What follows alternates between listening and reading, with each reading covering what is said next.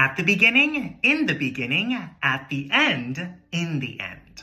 What's the difference? When we use both at the beginning and at the end, we're talking about the beginning or end of something specific. So if you use of and say the beginning of or the end of, and then the specific thing you're talking about, you're going to use at.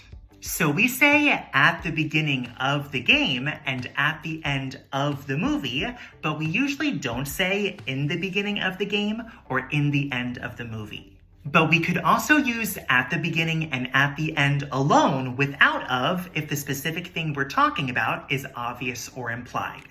For example, the movie had a shocking plot twist at the end that no one saw coming. However, we typically use in the beginning when talking about a more general period of time or to contrast how a situation was at first with how it is now.